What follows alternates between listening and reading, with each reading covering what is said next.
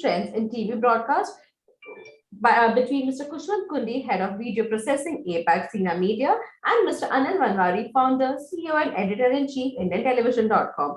Followed by, we will be having a panel discussion with leading industry experts from the technology domain, talking about flexibility, cost control, and monetization in the world of broadcast TV distribution. And the speakers for this session are Mr. Badri Prasad, CTO, TV9 Network, Mr. Kushwant Kundi, Head of Video Processing, APAC Sina Media, Mr. Rajat Nigam, Group CTO, Network 18, Mr. Sawyer Mohanty, COO, Epic On, Indian Media Network, and the session will be moderated by Mr. Anil Vanwari, Founder, CEO, and Editor-in-Chief, IndianTelevision.com. I welcome you all and over to you, Mr. Vanwari. Thank you very much, Tina. You've done a great job as usual. Welcome all of you all. My name is Anil Vanwari, the founder CEO of IndianTelevision.com. Kush, both of us will have to tell our respective teams to change our pictures. We changed a lot. You look so much more dapper now. Yes, and the black and white is very flattering, so thank you. Yeah, but you look much more dapper now and much more suave and much more mature. But on to the conversation that we're having today.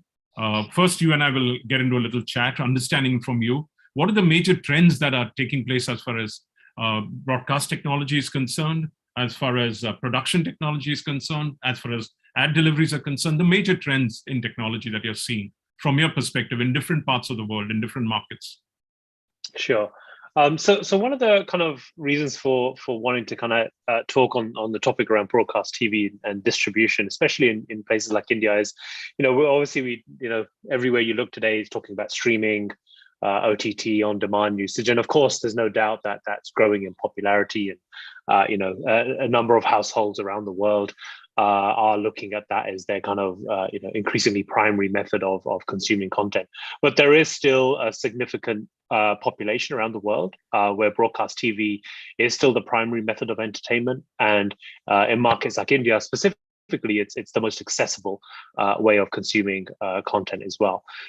So with that, I think what's interesting with broadcast television and distribution of that content is what's changing in terms of the landscape, how people are addressing those changes, and of course, for us as a technology provider, how we're helping our customers address those changes as well. So a few things just to kind of point out, linear TV consumption or broadcast television consumption continues still to be very popular, especially with pay TV operators. It still represents a large part of the offering, which makes what they do compelling. And aggregation of those services is obviously changing quite significantly. With that, we're also seeing linear TV channels now being streamed. So where a bunch of OTT services were exclusively VOD services, now we're seeing more and more of that going to streaming. What's also driving kind of the consumption around linear and live is also major sports and events, and we're seeing that being sent out en masse, not only on broadcast television, but on streaming services as well.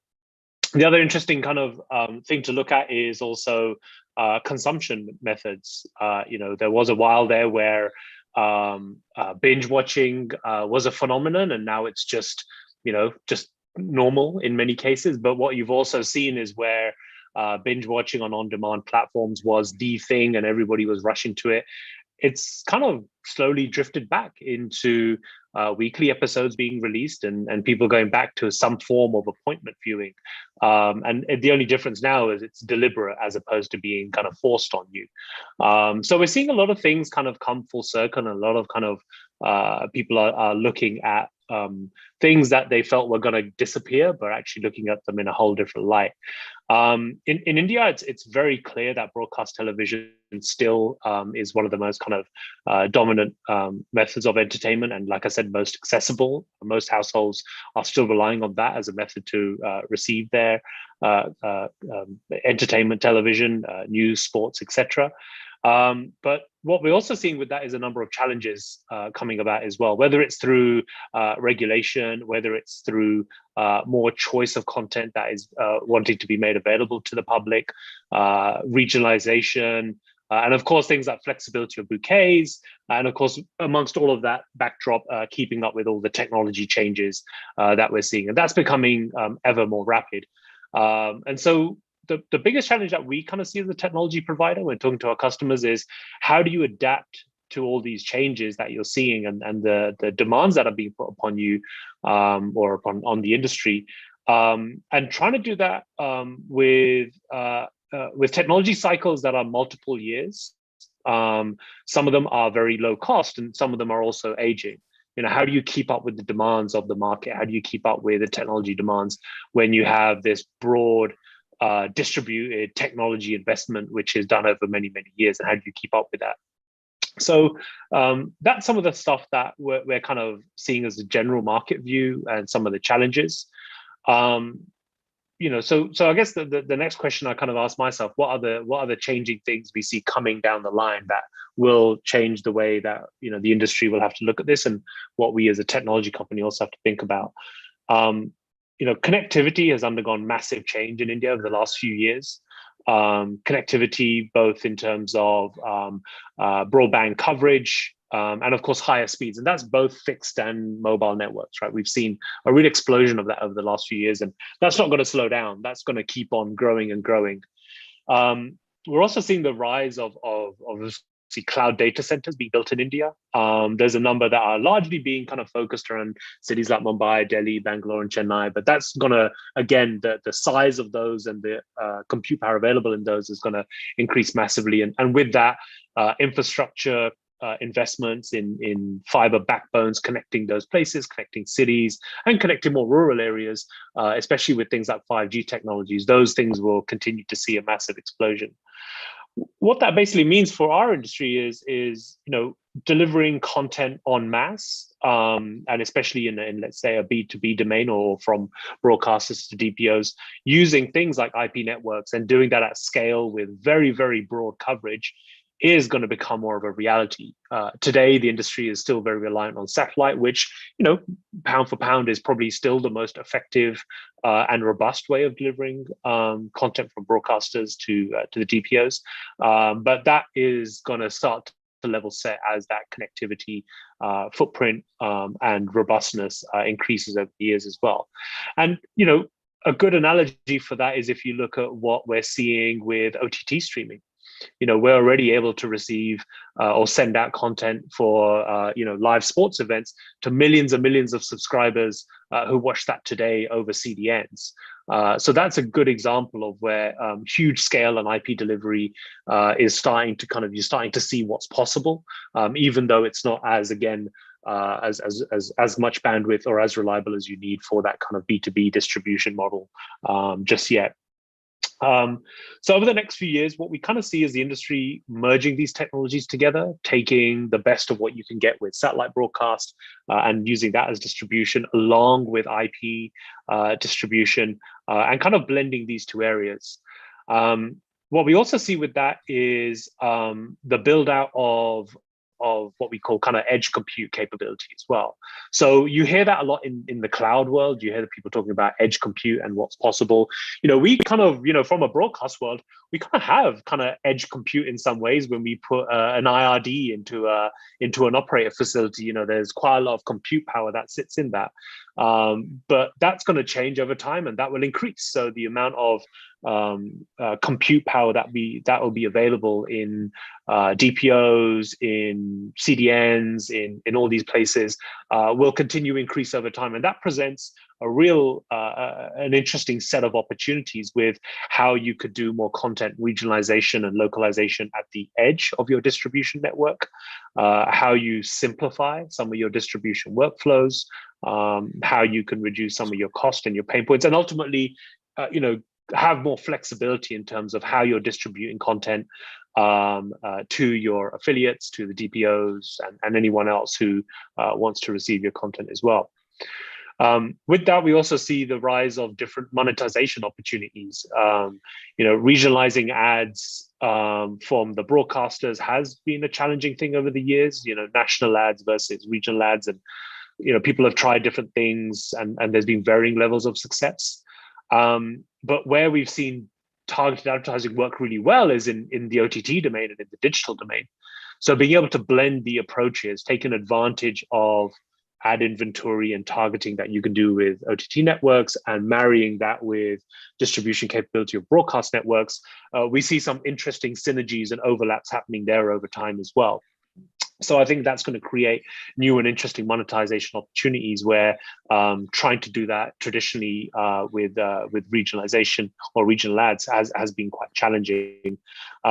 So those are kind of a very quick a run through of I guess some of the interesting areas that at least we see developing in the marketplace, and where we see a bunch of new opportunities coming up for the broadcasters in India that are kind of taking what they do today and really looking at where that next step of evolution is going to come.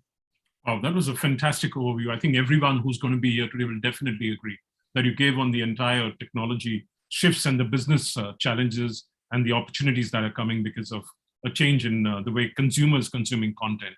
So fabulously done. I mean, so how is industry internationally responding to these challenges? Not just in India. We'll come to India later because you've got an India panel discussion after this in different markets. How are they reacting to this in the UK, in the US, in Latin America, in Southeast Asia, in China?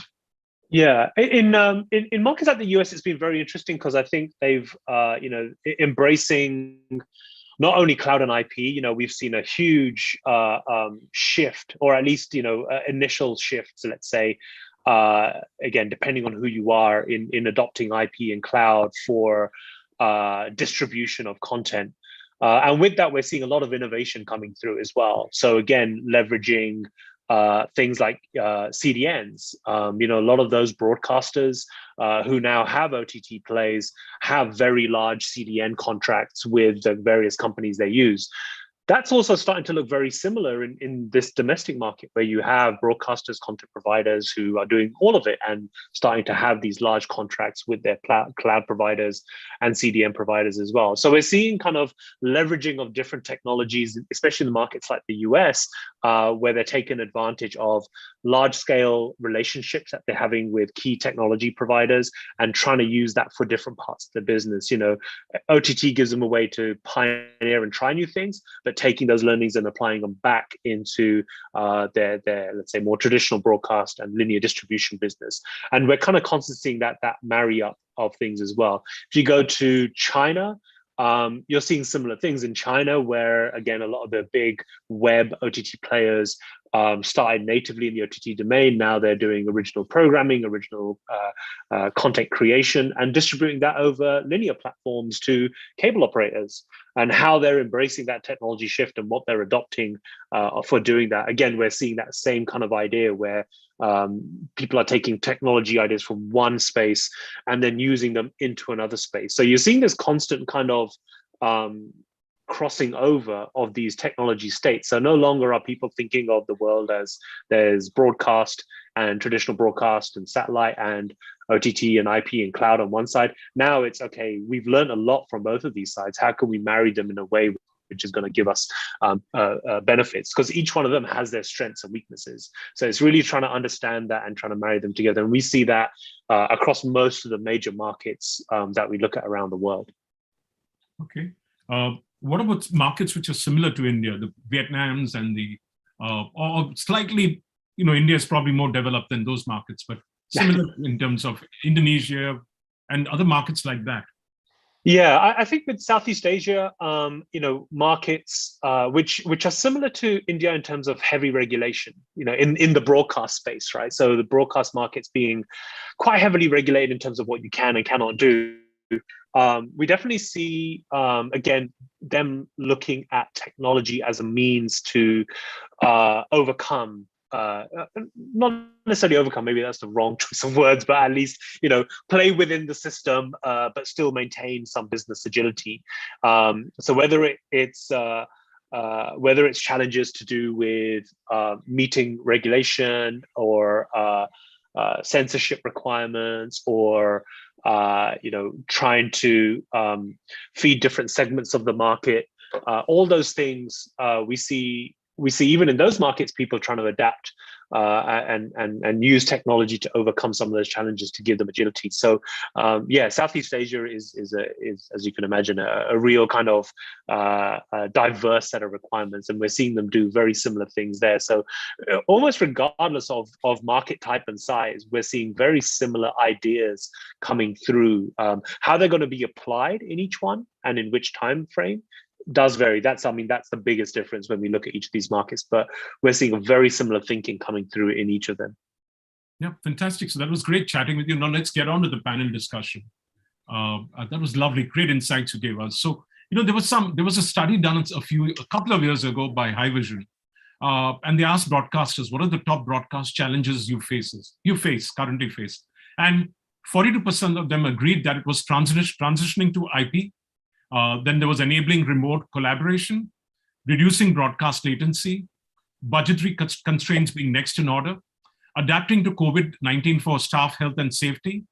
This was about last year. Implementing cloud technology, adapting to new audiences' viewing habits, reducing reliance on satellite was one of the broadcast challenges that they face. Adapting to new video formats, 4K, HDR, etc. Keeping up with demand for more content, and the least important was content security and piracy. So coming down, I'd like to begin with Rajat, from who's part of this panel. No offense meant to Badri. Badri will also come in. What are the challenges y'all are facing as far as broadcast is concerned? Rajat? Can you unmute yourself, please? Rajat, unmute yourself. Yeah, sorry about it. Good afternoon, everyone. Since you mentioned broadcast, so there are different challenges for media industry as a whole, and a different challenge once you talk about broadcast. Since you mentioned broadcast, I would touch the broadcast part of it only. Broadcast currently, it's directionally, if you see, all genres of broadcast businesses are moving to a stage wherein things become bigger on digital, lesser on linear. So that is what the current challenge is. From the revenue point of view, from the character of the business model being revenue centric, it's all moving towards cost centric now, because the viewing habits are changing. Viewing habits are changing fast and with firmness. A lot of people in our day-to-day life, when we meet, we get to know, okay, they've done away with a particular cable operator or DTH service, and they are going ahead with those OTT services and all. Talking about the genres per se, news is the earliest impact, the player which would have the impact, because the viewing habits have changed fast. The news breaking happens in the digital or social platform. So news channels per se have become views channels. That is wherein the consumers come to consume the views about a news which has already happened or which has already broken on social and digital. They come on the broadcast channel part of it. Entertainment faces huge amount of challenge from the OTT players. Here the content is the king. So there is no exclusivity. The better content, more sort of contextual content, customized content, creative content, which becomes the core. And now whether it is a linear broadcast or whether it is a digital OTT player, the consumers would get onto that. But just because a linear broadcast is a sort of viewing with an appointment, people are moving towards OTT, which is a big shift. The third genre, from the bigger point of view, the bigger size point of view, is the sports genre. And they are the least impacted of all these three. Because still, if a live event is happening, the OTT players, since we also run OTT, so one of the guiding principles while we design or architect the solution is to provide TV-like experience to the consumers. So television or linear is still firm and first in sports genre. Entertainment is facing challenges from the other OTT players. News is something which is most impacted, and that is wherein there is a huge amount of sort of opportunity for technology innovations is their own. So to me, as a summary in a single line, I would say the biggest challenge is to sustain and contain ourselves in this fast changing environment of viewing habits getting transformed. Fantastic. Thank you for that. Now, Badri, over to you. Yeah. What are the challenges from your perspective? What are the changes? What are the trends? And going by the importance I stated, that entire survey amongst broadcasters, where they said adopting to IP delivery is the biggest challenge they face. Yeah, the challenges are. I'll be talking only for the news channel point of view, not the entertainment channels and the sports channels. Are what Rajat has explained already.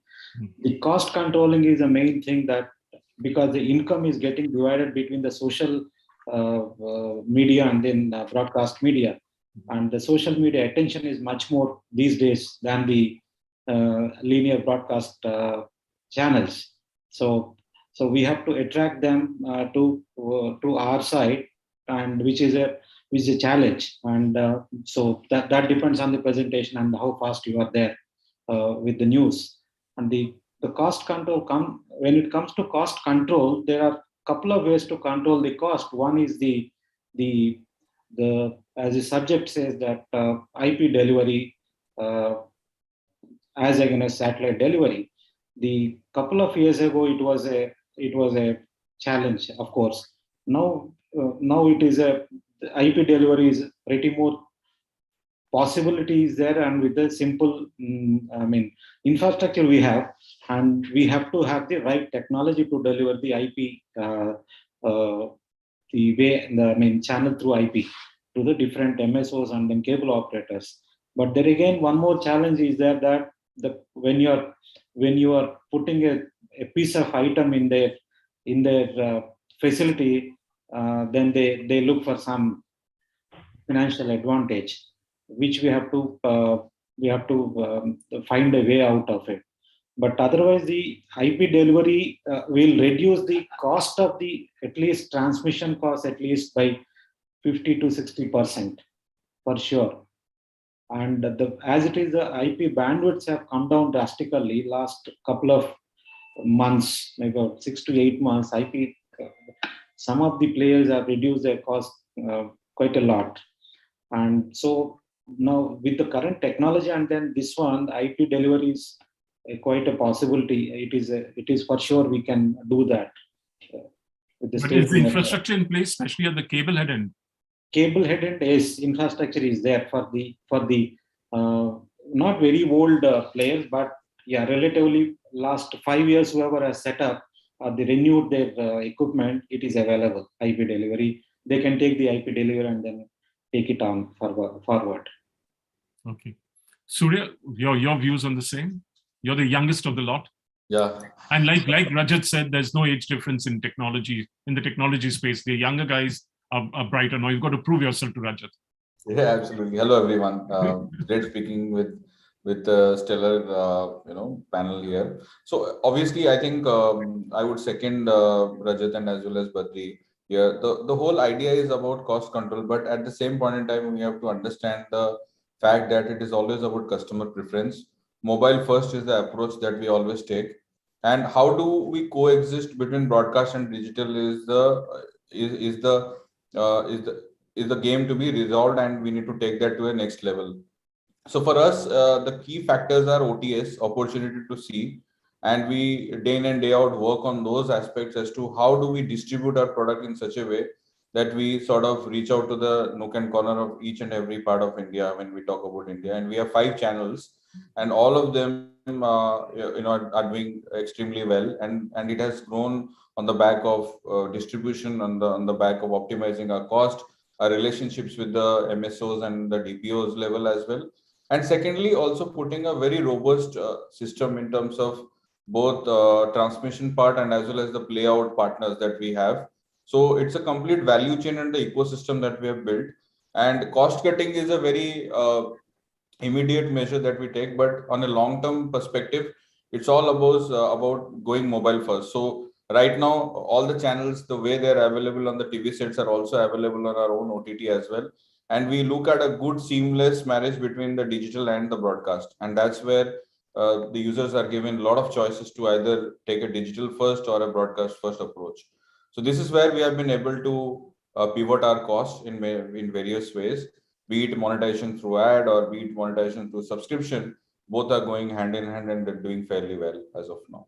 But you had your teething troubles.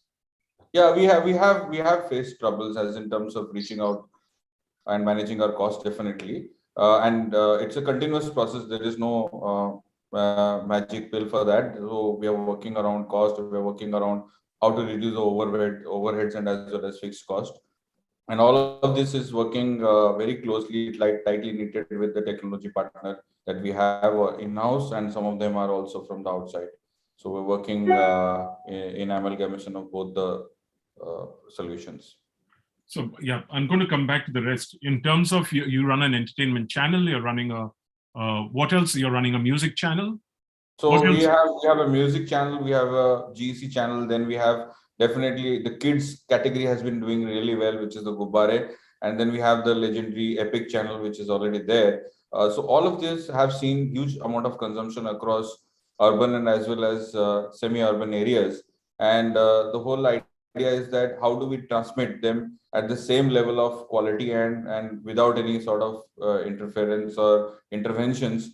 And the customers are really happy about it. For the last 7-8 months that we have put together our act, and then we have been able to sort of put across all the 5 channels across India. And the second learning that we also have from this is that I think we have to be the change agent as broadcasters to make the entire value chain or the distribution system, make them understand what's good in terms of technology, what are the kind of best practices we need to deploy to ensure that the end customer is always beneficial at the end of the day. So what are the solutions you found? I'm going to go back with the same questions to Rajat and Badri, but I'm just asking you these questions now.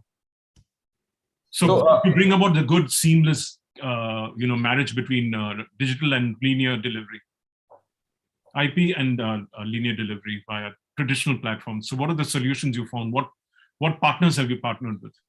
So we have a good playout partner where we are looking at in terms of the digital channel and as well as the broadcast channel, where they're doing the cloud playout. So the whole idea is moving on to the cloud and ensure that the costs are minimized, and obviously the speed of delivery that we are looking at, and obviously from the ad perspective also we have the ad monetization, which is the digital ad insertion as well, which we are doing. So these are a couple of main items that we are working on in terms of making our own EPG system to ad insertion, then as well as a complete cloud playout. So these are some of the activities that we are optimizing right now. Okay, and you want to name any international partners you're relying on? So as of now, no, there aren't any international partners. So it's all in-house. In-house, indigenously developed. Okay, Badri, from your perspective. Yeah, we have started basically, to tell the truth, that we are at this beginning of the 5G, where the beginning of the end of the 5G spectrum. So recent times there are many broadcasters that got disturbance, the interference because of the 5G testing. Though we believe that the further there will not be any further interference in this, but we need to look for an alternative way to reach the MSOs. Okay. So the as I said earlier, nowadays this technology improvement has given us a way to reach the MSOs and then households in a very secured and then reliable way. Mm-hmm. One is that though there are different types of protocols, SRT will give us a guaranteed delivery mechanism to the point A to point B, okay, which is MSOs. So we are sure because of the better efficiency, and then SRT gains to stand the, and then take the advantage. We can take the advantage, and this SRT. The encoders with SRT are available nowadays with many people, and then on top of it, Jixi is a delivery platform that gives us at least the right, in the sense, the guarantee, and then at a cost-effective way to reach the MSOs. And the beauty is that the SRTs there are encoders, quite a few of them manufacturers are making. iVision is making, and then the Streambox is making, and there are a couple of more things people are also making. SRT is not difficult, but it is a technology that they have to adopt, the protocol that they have to adopt. And on top of it, Jixi will give us the sure delivery mechanism. And apart from Jixi, we can use the TVU grid, and the High Vision also has a complete independent delivery mechanism, which I have seen a couple of years ago in NAB. And I have gone through the entire technology, and I liked it. So now there are options are available. So you have to pick and choose which is right for you. And infrastructure is, of course, as I said earlier, there's no doubt about it. And we have got the best of the infrastructure that is available with us. We have to make use of it to use it to our best usage. Yeah, HLS is also HLS is also another one, but HLS is always there. Okay, but yes, that is also another way to another way, good protocol. Fantastic. So Rajat, now it's your, and I'm going to then push into the conversation after that. Well, two parts to it. Actually, the question when you said two parts to it, first is with respect to how do we transform ourselves with respect to the cost advantage that is moving from satellite to IP, and second, how to survive in that ecosystem which Swarj mentioned about, that mobile and linear television. So with respect to the satellite, replacing satellite with IP, so yes, satellite is the biggest cost of our operations, the technical operations today. There are various techniques which are available which we could use to circumvent the use of satellite. Particularly on the news gathering side, we have moved hugely from our traditional OB-WAN satellite link systems to backpack, and now getting into those Mojo kits, which has actually reduced a lot of cost on the contribution satellite part of it. From the delivery point of view, yes, these are available.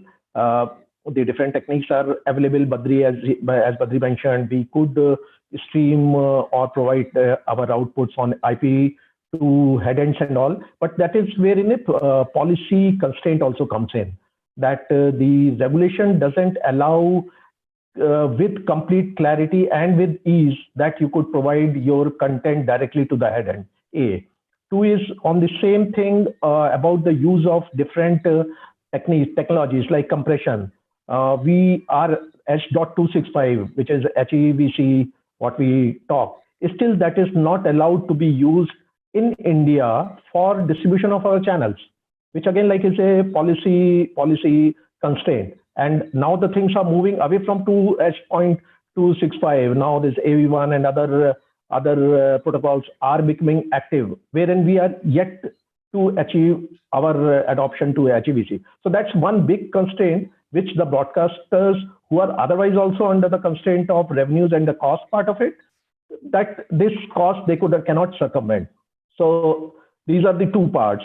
But secondly, on the news gathering part also, I would see again news industry, and again talking only about the news industry. News industry is a small industry. We end up fighting with each other. The peer pressure between the news channels actually pushes us to spend more and more. The people have moved to consume breaking news on digital. It's only the views which matter. And we still continue to fight. We will continue to deploy large amount of infrastructure and manpower and the resources just to compete with each other. Viewers, how much are they getting? Are they impacted, or how much they appreciate that part of it? That is something yet to be recognized. Second part of this whole question is about with respect to the our presence in the new gen ecosystem of multiple platforms. So herein today we get consumed as a content provider on broadcast platform, on digital platform, on social platform, on OEM devices, on websites, on various platforms. But these are going to stay. This is going to be a scenario wherein pluralism will be there, and we will have to be available in all the platforms, because content is the king, what we used to say in our industry, but it is the consumer who is the king. There is no loyalty of a consumer with respect to any particular channel or any particular OTT. It is the whosoever provides me gratifying content, I will go there. Whosoever provides me with a better experience, I will go there. So it's a game wherein we need to continuously innovate ourselves, look towards the consumer, and we all are consumer at the end of the day. And how much we can gratify them, that is wherein we'll have to coexist. Innovation is certainly something which used to be a one-off thing earlier. Now it is a continuous thing. Innovation done now becomes a commodity next. So we need to continue in innovating ourselves. Like for example, in entertainment, we did this year Big Boss on OTT rather than on the broadcast part of it initially. And that was an innovation we did just to reach out directly to the consumers. Tried something, we succeeded, but again, like this is going to be a continuous phenomena that we have to do. Similarly, on the news front, what we recognizing that we have both digital and broadcast to coexist, it need to support each other. The continuation of the content or a subject from linear to digital and vice versa is essential, because in linear, you have a limited time of 24 hours, which actually effectively it is 18 hours. Wherein digital, you have infinite time. Now, supporting the stories from digital to television and television to digital is something which is a key. And that certainly we all recognize that part, and how better we can adopt to that. That is what the challenge with all of us, and with the technology team sitting here. I guess this is an opportunity wherein we as technologists or technology professionals have a role to play. I'll leave that at that. Yeah, Kush, now over to you, Kush. You heard all these fine gentlemen, fine professionals. I was going to say, how do I follow that? I think you guys pretty much covered most bases in terms of what we hear from our customers as well. I think there was a couple of interesting topics in there, and I was glad to hear someone mention 5G. Of course, coming from a technology company, I wouldn't be doing my job if I didn't say 5G a few times. We do see that as both an opportunity and as a challenge. We've seen in markets like in the US, where the FCC recently did the auction of spectrum, which did two things. Number one, it obviously made the government a ton of money, provided spectrum to the telcos, and it also forced the broadcasters to move their equipment to a different spectrum. Of course, what softened that blow was the government also gave big blank checks to all the broadcasters to say, hey, here's a big check to reallocate all of your equipment, so it wasn't entirely bad. But what was interesting through that exercise, and we see a similar thing in other parts of the world, and it'll only be a matter of time before it comes back to India yet, even though the spectrum is still kind of further out. The interesting thing is that it does kind of, if you're not already thinking about moving to IP or leveraging cloud, things like that tend to become an accelerator towards it. And what we see is it's not going to be an on and off switch. No one's going to just say, okay, turn off the switch on satellite and boom, we're on IP. It will happen over time. So I think some of the examples that we just heard was, okay, we'll do it for a news gathering. We'll start there because there is viable technology that allows us to do that without satellite. And then next step is, okay, where else can we take similar initiatives? So we kind of see the same thing happening. And so, putting in place technology and assets that allow that conversion over time when the market conditions are right, or where there is some kind of event which forces you to do that, that's going to be one of the key things that we see in terms of technology investment there as well. In terms of the kind of the balance between digital and broadcast, I mean, from my point of view, what I see, and kind of leaning on the cost control aspect, we see the ability, and like I was kind of mentioning before, that people are leveraging OTT technology for broadcast distribution, and in some cases vice versa as well. And we're seeing some interesting innovation happen around that. So, if you're already using satellite for distribution, there is ways to take that content, receive it in an operator, and convert it to HLS feed. Vice versa, if you've got broadcast distribution and you have a CDN contract, you can use the CDN to distribute your content to an operator for them to pick up, convert it back to a broadcast stream, and re-inject that into their cable network, IP network, whatever it may be downstream to the end consumer. And so these crossovers across the board is what we're seeing, which kind of touch on, I think, several of the points made here, and I think we're going to continue to see more and more of that. There was also mention of things like SRT and HLS as good alternative methods of delivery, and I completely agree. SRT is something that we are also have adopted, as well as work closely with Zixi, who's a major technology partner of ours.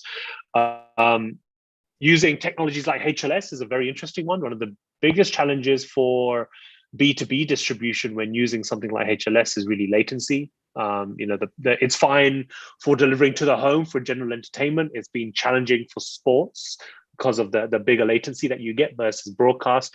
But there's a whole bunch of initiatives that we see in terms of low latency that we personally have been developing and working on. And we're also working towards next gen low latency on OTT technologies, which will be even better than broadcast as well. So I think that those technology shifts continue to happen. And I think through that, we also see a number of opportunities for consolidating infrastructure, reducing cost, and through that providing a better experience as well, all the way through to the end user. Just the last point I wanted to make there is also on the flexibility. I think Rajat mentioned some of the initiatives, especially during the last 2 years, where you've had to say, I can't really enable this program to go out over satellite, or I can't launch this channel. Hey, we already have an OTT app. Why not just do that stream of and launch it directly to OTT? That agility, I think needs to continue to be part of everyone's business moving forward. Not to say that there'll be another COVID or, or the extension of whatever we're going through now. But just, the ability to flex your business and adapt, where you need to deliver, new channels to new platforms, or launch something very quickly, or try something out. I think you need to have that flexibility both on your broadcast and the digital side of your business. And so marrying some of the technologies together gives you not only scale efficiency, but it also gives you a lot more flexibility as well. Yeah, so I'm going to ask you another question, Kush, before we move on to the rest. What are some of the best practices you've observed with some of your... Sorry, I think Rajat wanted to jump in here. Rajat, please. Yes, sorry. I wanted, because Kushwant, you mentioned about the 5G spectrum and the practices done in FCC, wherein the broadcasters have been asked to move to higher frequency bands and all. And you did observe that this is a matter of time and it will also follow in India. So I wanted to clarify on that. Indian industry is different than others, and we have done a lot of study on that. 3.7 to 4.2 gigahertz is what is currently being allocated to broadcasters for the satellite operation. 5G spectrum, which has been allocated in India in the draft, is 3.65, up to 3.65, 3.2 to 3.65. There is always a possibility of interference and out-of-band interference, that part of it. That is wherein the discipline and the regulation need to come in. Problem of Indian industry is the number of channels that we have and the number of birds which are available over Indian territory. In case we want to move all these 700 plus TV channels onto higher band, which has been done in US, that is from 4.0 to 4.2 gigahertz, it would require 5x times of satellite space that we have in India today, and that is not going to happen. So the practice which has been done in FCC, yes, because of that, people got a lot of money. The stock price of providers like Intelsat, it suddenly went to sky. But India is a different market, different industry, different character, and that is wherein we always tend to sort of take it as a opportunity as well as challenge part of it. So that part would not happen. That's what I wanted to clarify. Sorry about it. No. That's great feedback. And look, I agree. Look, I think the example of the US, and we've seen something similar happen in Australia. The government's putting out a green paper for broadcasters to talk about moving spectrum. And we're kind of seeing market by market similar things happening. I think the timing of when or indeed if, like you said, that will happen to India is a whole nother thing. But it's generally a trend. Those spectrum sell-offs are big windfalls for the government. So I see that practice of selling off spectrum not going away, let's say. But I agree with you completely. I think for India will be a different case. But I also think timing will I guess we'll see. Yep. So yeah, Thank you. what I was saying is, what are some of the best practices you're observing as far as this transition is happening with some of your customers? What are they resorting to? How are they transitioning? I think some of the transitions, and I'll go back to kind of the US example. We have done a significant project with Sinclair, where we kind of went on this path with them to look at what it takes to migrate all of that distribution infrastructure over to IP and cloud. And like I said, I think one of the big findings that we had was in that particular case was it's not going to be at the flick of a switch. It's going to take time, and it's going to be done in phases, and it's going to be done in quite a structured way. So the initial aim there was obviously move to spectrum, but then, okay, how much can we move to cloud? How much can we do over IP? I think one of the key things that we found is it's going to be important to find good technology partners. You're not going to find necessarily off-the-shelf solutions that you can just plug in and it works based on your specific environment. It's going to be collaborative between this effort was very collaborative between us and the customer, and of course several other technology providers that all provide the pieces that need to come together. So I think one of the key and let's say best practices is going to be really kind of working together very closely with technology providers, understanding who those key ones are, and really thinking about that end-to-end workflow, end-to-end. And I think that was mentioned before in the previous dialogues as well. Thinking about the end-to-end workflow, thinking about the experience, how it's actually going to work. I think those are the key things. So end-to-end workflows, partnerships, and collaboration, those are kind of the two areas of best practice that we see customers should really be following when it comes to these transitions. Surya and Badri, you guys haven't aired your views on this aspect. Would you like to? I want to go back a little what Rajat was talking about, the regulations. And see, yes, we have so many regulations that will not allow us to operate the way we want, but the government makes much more money from the telcos than what broadcasters pay. Obviously, they will give priorities to the telcos rather than the broadcasters. And there was in fact, telcos are demanding that why don't you auction the satellite bandwidth for the broadcasters the way that you are doing it for telcos. Okay, so the government may get into those kind of ideas later. Okay, but anyway, coming to the point that what government does is secondary, but we need to have alternative mechanism to continue our business. And the IP delivery, it is not a new thing for us. As he said, the backpack delivery is happening for the last 7 to 8 years. Though we have a small teething problems in the beginning, but because of the bandwidth availability now we are relying on that, depending on completely, and we have removed DSNGs from the fleet completely. There is no DSNG in many channels. That is point number one.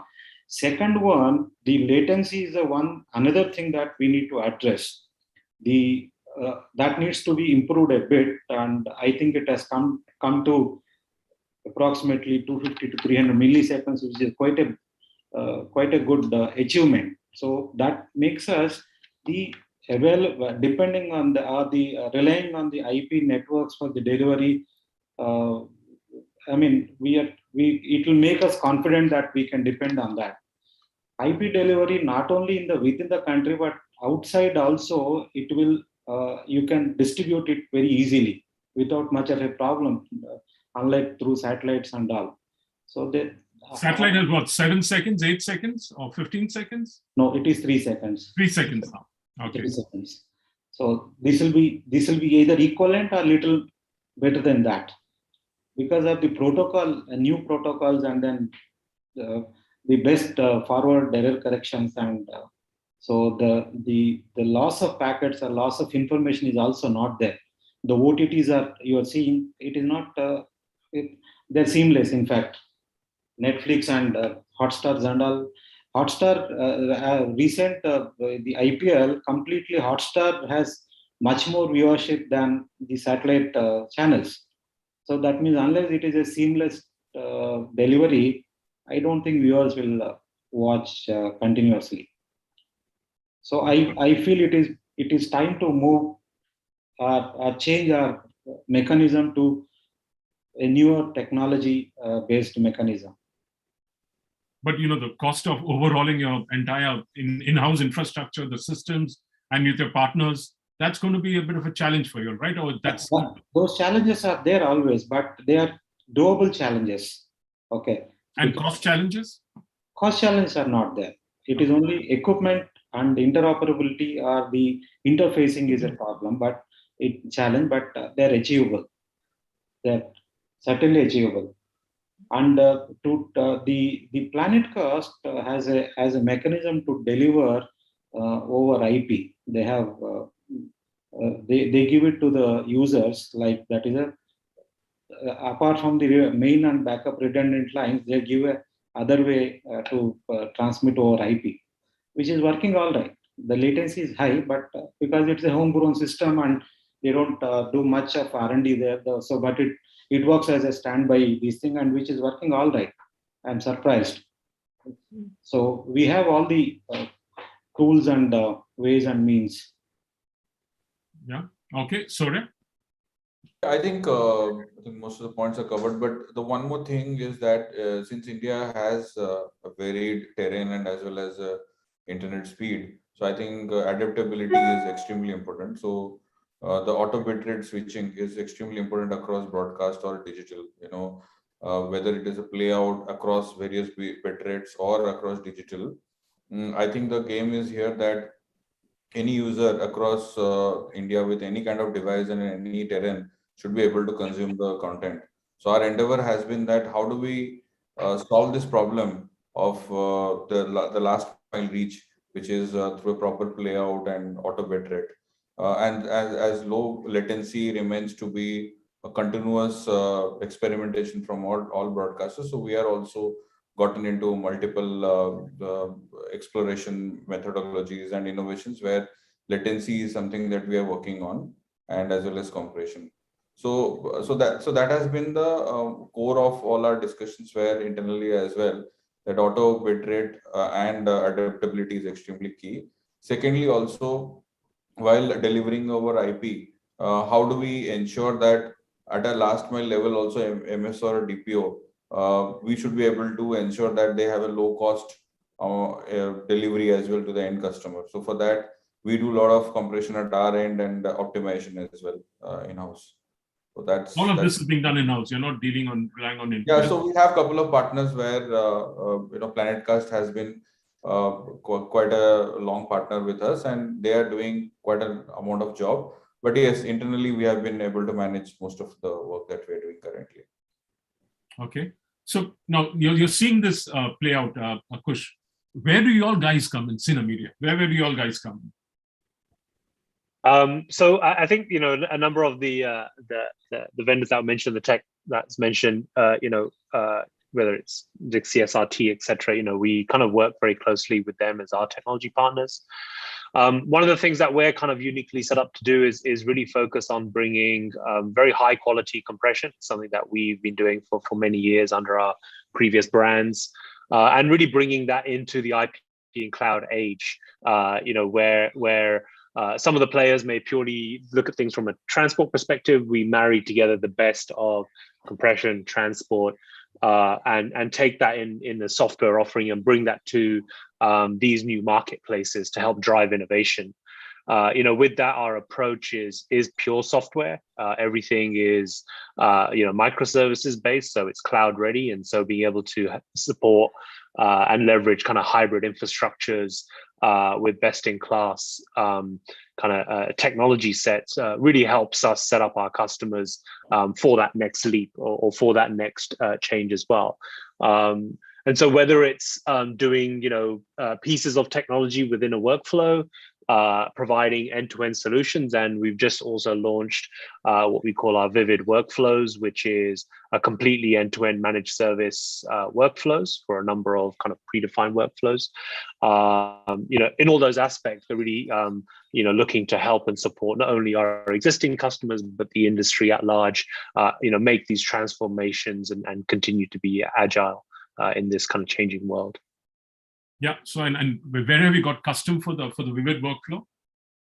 And as far as the region is concerned, as far as India is concerned? Yeah, we've literally just launched the workflow. In fact, we were going to do obviously a bigger launch at IBC, which went on nice. So it ended up being a soft launch, and we're currently in final stages of proof of concepts with several major content providers around the world. So you should be seeing some press releases in the coming weeks on that front, and we're looking to onboard more and more as time goes on. Okay, and in terms of pricing wise, are you going to be having special pricing for the Indian market, or is it going to be the global price? Because India is a different market. Yeah, no, absolutely. We're always looking to adopt our pricing based on the country and the customer. Scale is obviously at a very different level in markets like India. So we obviously have to look at that. And of course, just making sure we're competitive in general. But really, it comes down to partnerships, collaboration, making sure that we can really provide some major value in what our customers are doing. But cost competitiveness is kind of part of our nature, especially working not only in India, but across all the Asia Pac markets. So, we kind of know that comes part and parcel of having a successful market launch.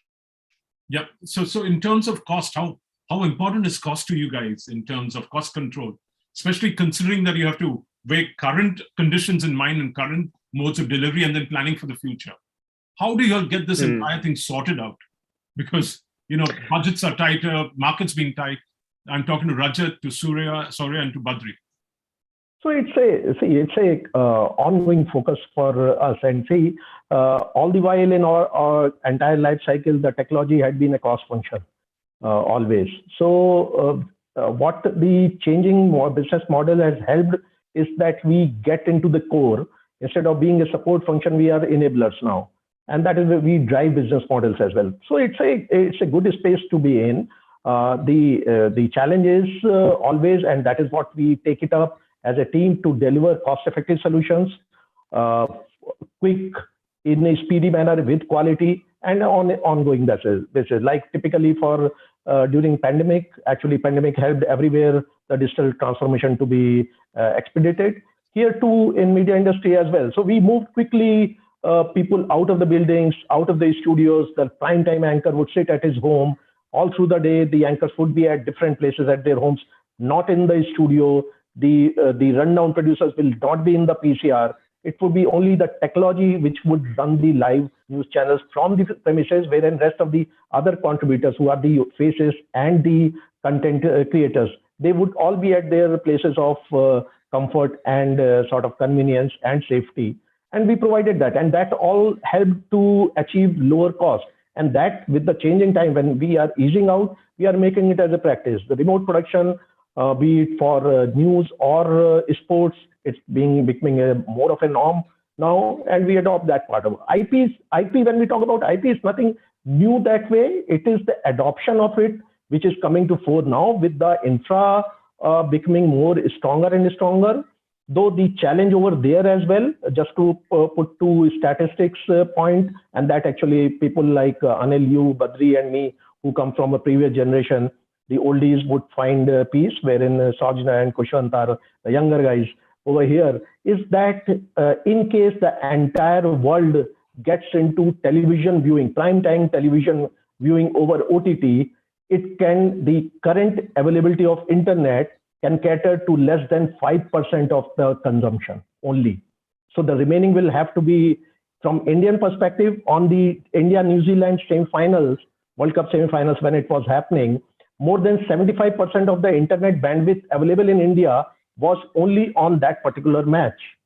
On 2019 May election result day, for that half an hour, more than 50% of the internet availability in India was only on news genre. So what we are talking of, digital is future certainly, but the infra is far, far, far away from what is overall required. So broadcast has to be there. Broadcast will coexist along with digital. Cost remains focused, and that is wherein we need to bring innovations, that part of it. Yeah, but 5G could change that, Not exactly. Not So really. 5G again, yeah. So 5G, see, when we talk about the media applications are well addressed by 4G. We don't I require understand. I 5G get that. bandwidth for that part. 5G, the applications are more towards IoT, more towards control. Sure. The security becomes much more important factor in the 5G environment rather than the content delivery or content transportation. Okay. So Badrian, The cost control is always there back of the mind, and whatever we do, the cost control will be there in the mind. We never forget that, especially for news channels. That is the main thing. And when the IT came into the broadcast industry, we moved on from the traditional video servers to the IT servers in that place to reduce the cost. And the cost reduction was quite a lot. And when the backpacks have come 3G and 4G, then we moved on from BSNGs to this one and satellite bandwidth to the cellular bandwidth. So there is a cost control there. So that is a continuous process that will go on, as Mr. Rajit said. And so the bandwidth that he was talking about, the bandwidth that is available was consumed heavily by these OTT platforms when there is an event. That was true, and that becomes a business point for the telcos to increase the bandwidth. And increasing the bandwidth for telcos, it is much more easier than launching a satellite. So this, as you start adopting the IP and as you said, 5G, that when that comes, that also will become a media of usage for the medium. The 5G technology is not required for the broadcasters. 4G is good enough. As long as you are getting the good bandwidth in 4G, the 4G is much more, that is good. So but going forward, I believe satellite operation is also going to go into private hands. At least they're looking at taking that into private hands going forward. It is already in private. No? Satellite is with private. No, but you have to go through Antrix. You have to go through Antrix. That is only for KU band. That is for the contribution. But for C band, on which we run our channels, we do direct deals with the satellite operators. You don't go through Antrix. I thought Antrix. C band is also That is only for cable. For the GSAT, for the GSAT satellites, it is through Antrix. Yeah. So that is ISRO. That is the satellite of ISRO. But Intelsat, I can go directly to Intelsat. Yes, the regulatory permissions from MIB, WPC, ISRO, etc. is required, which is fine. But then I can get it over there. Yes. Surya, from you? Yeah, so obviously the whole idea is about relinearization. So the way linear has been working or broadcast has been working, from tapes to bytes we have moved, right, from a previous archival system to a new age already, which is digital. So with proliferation of internet chip, we are still the cheapest in terms of the internet cost, with ARPU of 300 rupees INR, so which is still the cheapest globally. So definitely the digital proliferation is going to continue, and we have to keep on reinventing the wheel in terms of how do we sort of make our linear feeds or linear channels or broadcast channels relevant in the digital world and keep on distributing through a very robust end-to-end digital platform. We have to build a platform where both on the broadcast front and reinvent the wheel in the digital front, and the channels are continuously beaming and streaming across. So this is one way of reducing the cost, because here the distribution and reinventing the new technology obviously helps in terms of proliferation. The second part is obviously to find a very dependable partner who sort of helps us in terms of giving a completely array of or suite of products that can cater to the new age demand, because as Rajat said, that customer demands are ever changing, they are never loyal, and we also face day in and day out, every second we see additions and churns as well, right? So how do we ensure that that we are obviously at a EBITDA positive most of the time and not in negative? So definitely the partner or the technology partner who comes into the picture always helps in terms of reinventing this. I think these two things are very important, that our the overall bend towards the digital as we grow, and obviously the partner whom we partner for a long term also keeps on helping us in terms of innovating new ways to do. Third piece is obviously monetization. As we grow, as we distribute, monetization remains to be a very key anvil point, where that's the only way to survive and that's the only way to grow our books. So various ways of monetization. No, and also efficiently using your infrastructure is very crucial, because going by the way regulatory the winds are blowing, there's going to be pressure on the end distribution point with consumers, a la carte, etc., coming in and with NTO 2.0 and all of that. So obviously there is a radical shift which is going to happen. Definitely, the whole idea is to protect the consumer and as well as also to listen to the broadcaster as well. So we have one FTA piece which is on the other side, and obviously we have the paid piece which is on the other side of the fence, right? So the balance is all about how do we manage our ARPUs and EBITDAs. Definitely, this game needs to be seen in a long term. What matters is that how do we optimize our cost? I would not say reduce, because it's a continuous affair. We are not going to shut down or run out of the channels. The channels are going to run always, and we need to ensure that how do we keep on optimizing our cost, whether we go a FTA route or on a paid route. The distribution and the cost of transmission remains to be low, and the carriage fee that we pay, right? So that we would obviously get into those discussions where we minimize all of that over a period of time. Great. Kush, any other points you'd like to address, or have we, and anyone else wants to make any last minute points? Because we are running No, out. It's been great. I think the last thing I just want to talk about was, I think that talk about kind of the technology evolution and leveraging, technology investments from other parts of the business. So, I think there was Badri mentioned, taking advantage of the fact that your business is already running servers and IT data centers. So, it makes sense to leverage that as an overall business. If your IT spend is already, multiple millions of dollars, if I can just take up space in the data center, then it's much more cost effective to do that than build my own set of, custom servers. Same is going to come with your cloud costs. If your business is signing up to one of the big cloud providers or a private data center provider, and that's the general trend we're seeing. We're seeing companies looking at this and saying, hey, I'm already making this kind of a spend in parts of my business, whether it's in my IT department, whether it's in my content department, wherever it is, and where else can I leverage that spend that I have to kind of encapsulate more and more business. So, a lot of the conversations we have with customers is, hey, I have this contract with this public cloud provider, or a part of my business is building out its own private data center, or I have this huge CDN contract. How can we leverage those to and I'm gonna use Surya's term, optimize costs. I like that. I'm gonna use that from now on. So I kind of think that that's going to be an important thing moving forward, and where we see those abilities to kind of move across and leverage those infrastructures, but still make them relevant for this market, i.e., high quality, highly reliable, and delivering on experience. That's got to be the key, and that's where we as a technology provider focus our efforts, is blending the best of both worlds and giving those cost benefits.